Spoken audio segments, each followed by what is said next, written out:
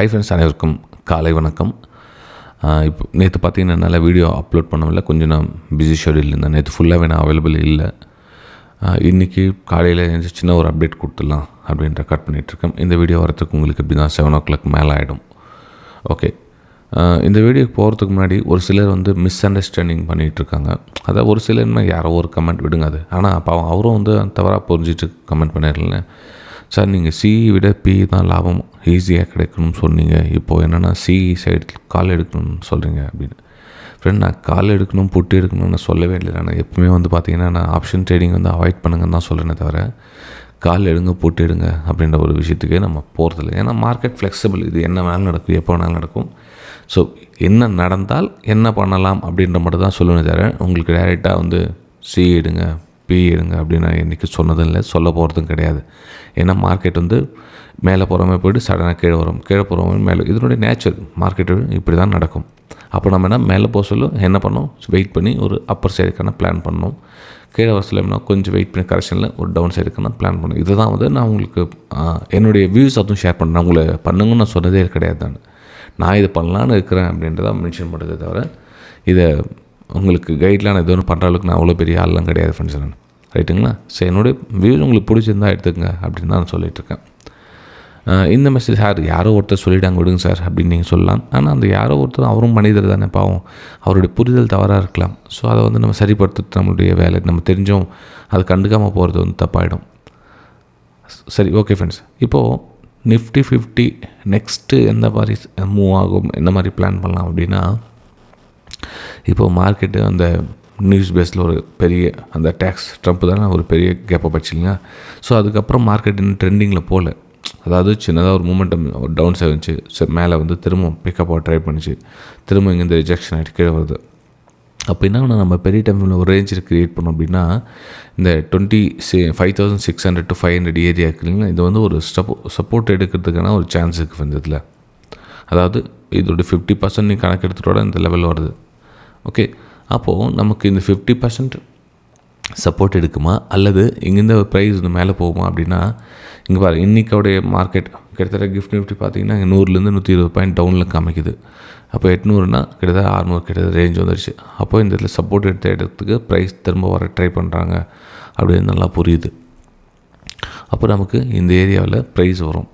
இந்த ஏரியாவில் ப்ரைஸ் வந்ததுக்கப்புறமா நம்ம இதில் என்ன டெசிஷன் எடுக்கலாம்.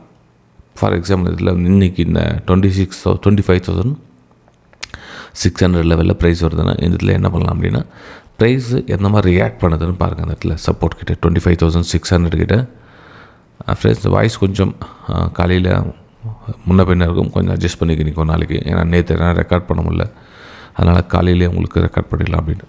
இது 10 minutes டைம் ஃப்ரேம் இது. ஓகே, ஸோ 10 minutes டைம் ஃப்ரேமுடைய சார்ட் பார்த்திங்க அப்படின்னா இந்த கேப்பை ரீஃபில் பண்ணுற ஒரு பிளானில் இருக்குது. அதாவது இந்த 720 இந்த லெவல் இருக்குதுங்களா. ஸோ இந்த கேப்பை ரீஃபில் பண்ணிவிட்டு அதுக்கப்புறமா நெக்ஸ்ட் நம்ம சொல்லி பெரிய டைம் ஃப்ரேமில் 25,600 இந்த ரேஞ்சுக்கும் வரலாம். ஆனால் ப்ரைஸ் எப்படி வரும் அப்படின்னா, ஸோ இந்த மாதிரி கீழே வரும், கொஞ்சம் மேலே போகும், கீழே வரும், மேலே போகும். ஸோ இது நேச்சர். ப்ரைஸும் கீழே வரணுன்னா கூட உங்களுக்கு இது இடத்துல ஓப்பன் ஆகி ஒரு சின்ன கேப் டவுன் ஓப்பன் ஆகி 100 பாயிண்ட் ஓப்பன் ஆகிட்டு திரும்ப என்ன ஆகும், இது ரெசிஸ்டன்ஸாக மாறும், திரும்ப ரிஜெக்ட், திரும்ப ரெசிஸ்டன்ஸ், இந்த மாதிரி தான் உங்களுக்கு மார்க்கெட் வருமே தவிர, சார் நீங்கள் 25,600 போகும்னு சொன்னீங்க, அப்படியே டக்குன்னு பார்த்தீங்கன்னா மேலே மார்க்கெட் மேலே போயிடுச்சு அப்படின்வாங்க. நான் இப்போ இப்போ கூட நல்லா சொல்லுங்கள், நம்ம இந்த லெவல் வரும் அப்படின்னு சொல்ல வரல, வருவதற்கான வாய்ப்புகள் இருக்குது. வந்தாலும் யூஸ் பண்ணிக்க அந்த பாயிண்ட்டை. அப்போ நம்ம என்ன பண்ண எடுத்தோன்னே மார்க்கெட் மேலே போதுன்னா இங்கே முனையில் போய் உட்காரோம், அதுக்கு கரெக்ஷன் சொல்லாது, நம்மளுடைய எஸ்எல்டி ஆகாது. அப்போ என்ன கொஞ்சம் கரெக்ஷன் வர வரல வெயிட் பண்ணுங்கள், அதுக்கப்புறம் திரும்ப ரீஎன்ட்ரி ஆகுங்க.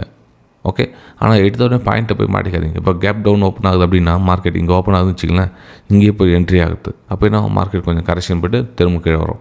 அப்போ நான் திரும்ப ரீஎன்ட்ரி ஆவாங்க, திரும்ப ரெசிஸ்டன்ஸ் தெரியும், திரும்ப வரும். ஸோ மார்க்கெட்டு இந்த மாதிரி இப்போ சொல்ல நமக்கு என்ட்ரி எடுக்கிறதுக்கான பாயிண்ட்டு கரெக்டாக நோட் பண்ணி அங்கேருந்து என்ட்ரி எடுத்தால் பெட்டராக இருக்கும். ஓகே, சரி, அப்பர் சைடு இப்போ எதுவும் இல்லையா சார் பிளான் சொல்லிங்கன்னா, நான் அதுக்கு முன்னாடி வீடியோவில் போடுறது ஞாபகம் இருக்குல்ல திருப்பி இருக்குது. இந்த சப்போர்ட் லெவல் பிரேக் டவுன் ஆகிடுச்சுன்னா இதுக்கு எனக்கு பையிங் பிளான் இல்லை. ஓகே, அதே மாதிரி நான் இந்த பக்கம் ஷார்ட் பண்ண மாட்டேன் அப்படின்னு சொல்லியிருந்திருக்கோம்.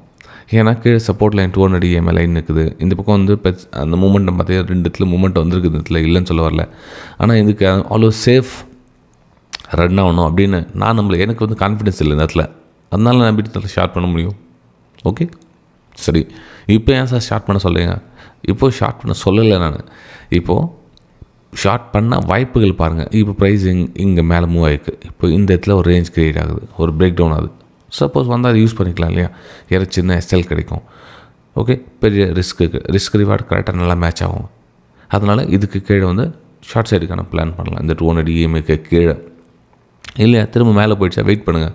ஏன்னா இதில் ரெசிஸ்டன்ஸாக ஒர்க் ஆகும். இப்போது இது இந்த 25,900 பார்த்திங்கன்னா ஒரு ரெசிஸ்டன்ஸாக ஒர்க் ஆகும். ஸோ அதனால் அந்த ரெசிஸ்டன்ஸ் ஏரியா கிட்ட ப்ரைஸ் ரிஜெக்ட் ஆகும். அப்போது நமக்கு முடிஞ்ச அளவுக்கு என்னென்னா மேலே டாப்பில் ரெசிஸ்டன்ஸ் ஏரியா வந்துடுச்சு. சப்போஸ் இந்த லெவலுக்கு கீழே மார்க்கெட்டை கூட வச்சுங்களேன், இந்த 640 600 இப்போ இதுவே ரெசிஸ்டன்ஸாக ஒர்க் ஆகும் உங்களுக்கு. ஓகே, அப்போது சின்ன சின்ன ஏரியா மூவ்மெண்ட்டும் இல்லை, நம்ம சின்ன மூவ்மெண்ட்டை தான் கேட்ச் பண்ணி பெரிய ட்ராவல் பண்ண ஒன்வே ரேலி மாதிரி அந்த மாதிரி ரன் ஆகும் எதிர்பார்க்காதீங்க. ஸோ இதெல்லாம் பார்த்திங்கன்னா ஒரு சின்ன சின்ன குட்டி ரேஞ்ச். அந்த ரேஞ்சுக்குள்ளே நம்ம எவ்வளோ மூவ்மெண்ட் எடுக்க முடியும்? ஒரு 50 பாயிண்ட் 60 பாயிண்ட் இந்த மாதிரி தான் எடுக்க முடியும். வேறு பெருசாக மூவ்மெண்ட்டும் எடுக்க முடியாது. ஸோ இதெல்லாம் வந்து கொஞ்சம் ரன் ஆகுற கொஞ்சம் அமைதியாக இருங்க அப்படின்றது சொல்லியிருக்கேன். இல்லை சார் நான் வந்து ஒரே ஒரு ட்ரேட் எடுத்துக்கிறேன், நான் வந்து அதிகமாக ட்ரேட் பண்ண மாட்டேன் அப்படின்னா மட்டும்தான் இந்த வியூ கூட நான் ஷேர் பண்ணுறேன். இல்லைன்னா இன்றைக்கி ட்ரேடிங் அவாய்ட் பண்ணிவிடுங்க அப்படின்னு கூட சொல்லியிருப்பேன். ரைட்டுங்களா? சரி friends, next time bank Nifty போகலாம். பேங்க் நிஃப்டியில் என்ன பிளான் பண்ணலாம் அப்படின்னா, பேங்க் நிஃப்டி இன்னொரு ரேஞ்சுக்குள்ளே தான் இருக்குது ஃப்ரெண்ட்ஸ். அதாவது நம்ம 10 minutes டைம் ஃப்ரேமில் பார்த்திங்க அப்படின்னா அந்த 9ஆம் தேதியுடைய கேப் ரேஞ்சில் தான் மார்க்கெட் இருக்குது. ஸோ இந்த ரேஞ்சுக்குள்ளே என்ன பண்ண முடியும்? 9, 10, 11, 12 4 ட்ரேடிங் செஷன் போயாச்சு. ஸோ இதில் என்ன நமக்கு எடுக்க முடியும்? பெருசாக மொமெண்டம் பேக் டு பேக் இங்கே 200 EMA லைன் வந்துச்சு. ஸோ மார்க்கெட் இதில் எவ்வளோ வருது? 60,600 வருதா, இல்லை 60,500 வருதா? ஸோ இந்த 2 ரேஞ்சில் இந்த ஸ்மால் ரேஞ்சுக்குள்ளே சின்ன சின்ன மொமெண்டம் நம்ம கேட்ச் பண்ணணும். இதெல்லாம் பார்த்திங்கன்னா ஆப்ஷன் செல்லிங்க்கு வந்து ஒரு நல்ல சிறந்த தளம். இந்த ஜோனுக்குள்ளே இருக்கிறவரை நீங்கள் ஆப்ஷன் செல்லிங்கில் ப்ரீமியம் டைம் டிக்கெட் நல்லா ஆகிட்டே இருக்கும். ஸோ அதில் வந்து நீங்கள் பலன் இருக்கலாம். இதில் பிரேக் அவுட் நடந்துச்சு அப்படின்னா அதுக்கப்புறம் பையிங்கான வாய்ப்புகள். இது கீழே வந்தீங்கன்னா இந்த கேப் ரீஃபில் பண்ணுறதுக்கான சான்சஸ். ஸோ இதில் வந்து இந்த 2 ஆங்கிளில் யோசிக்கலாம். ஆனால் மார்க்கெட் இந்த ஜோனுக்கு உள்ளே இருக்கிறதும் எந்த ட்ரேடிங் எதுவும் பண்ணாதீங்க. பரவாயில்ல, கொஞ்சம் வெளியே வரட்டும், ஸ்மூத்தாக ரன் ஆகட்டும், அப்போ நாங்கள் பார்த்துக்கலாம். இதில் ஏன் ஜிக்ஸாக்டில் போய் நம்ம மாட்டிக்கணும்? புரியுதுங்களா? ஸோ அதனால் பேங்க் நிஃப்டியில் கொஞ்சம் தவிர்த்துட்டா பெட்டராக இருக்கும். Right, okay. நெக்ஸ்ட் நம்ம சென்செக்ஸ் போயிடலாம். சென்செக்ஸில் 200 EMAக்கு கீழே ட்ராவல் ஆகுது. ஓகே, அதுக்கப்புறம் நாங்கள் நெக்ஸ்ட்டு நம்ம என்ன சார் பிளான் பண்ணலாம் அப்படின்னு பார்த்தீங்கன்னா, நெக்ஸ்ட் எங்கள் சப்போர்ட் எடுக்கிறதுக்காக வரும் அந்த 83,200 83,000 இந்த ரேஞ்சு வருவதற்கான சான்ஸ் இருக்குது. எப்போ இந்த 200 EMAக்கு கீழே இருக்கிற வரலாம் இங்கே லாஸ்ட்டாக சப்போர்ட் எடுத்துகிட்டு வந்து ப்ரைஸ் அது வரலாம் வரும். அப்போ நம்ம என்ன பண்ணலாம்? எவ்ரி நம்ம புல் பேக்கில் ஒரு டவுன் சைடுக்கான பிளான் பண்ணலாம், பெட்டராக இருக்கும். ஆனால் நம்ம பிளான் வந்து கரெக்டாக வந்து எக்ஸிக்யூட் பண்ண அந்த இடத்துல பாட்டமில் போய்ட்டு சேல் பண்ணாதீங்க. கொஞ்சம் வெயிட், மார்க்கெட் ஓப்பன் ஆகுதா, ஸோ ஃபஸ்ட் கேனில் இந்த மாதிரி வந்து சின்ன கரெக்ஷன் போதா, ஸோ பிரேக் டவுனுக்கான வாய்ப்புகள் பாருங்கள். ஆனால் அந்த கரெக்ஷன் போகிற அளவுக்கு பொறுமையாக இருக்குல்ல, டக்குன்னா பண்ணாங்க ஷார்ட் அடிக்கிறாங்க. அப்படின்னா மார்க்கெட் இதனோட ஹையை வளைச்சிட்டு மேலே போக சொல்ல ஆர்டர் எஸ்எல் இட் ஆகிடுச்சு அப்படின்னு. அதுக்கு தான் சொல்ல கொஞ்சம் ஒரு பொறுமையாக இருக்குது. மார்க்கெட் எந்த மாதிரி அதோடய பிளானை கரெக்டாக எக்ஸிக்யூட் பண்ணதான்னு பாருங்கள். ஓகே, ஸோ அந்த பிளான் எக்ஸிக்யூட் பண்ணால் நீங்கள் டவுன் சைடுக்கான பிளான் பண்ணுங்கள். இல்லை சார் மார்க்கெட் இந்த 200 EMAக்கு மேலே வந்து க்ளோஸ் ஆகி திரும்பிச்சு மார்க்கெட் அப்படின்னா, ஸோ இதில் என்ன ரெசிஸ்டன்ஸாக ஒர்க் ஆகும். இந்த 84,100 அதெல்லாம் ரெசிஸ்டன்ஸ் ஏரியா ஒர்க் ஆகும். ஓகே, சரி ஃப்ரெண்ட்ஸ், இந்த வீடியோ உங்களுக்கு பிடிச்சிருந்தா மறக்காமல் உங்களுடைய லைக்ஸ் அண்ட் கமெண்ட்ஸை பதிவு பண்ணுங்கள். நம்ம அடுத்த வீடியோ சந்திக்கலாம். தேங்க்யூ.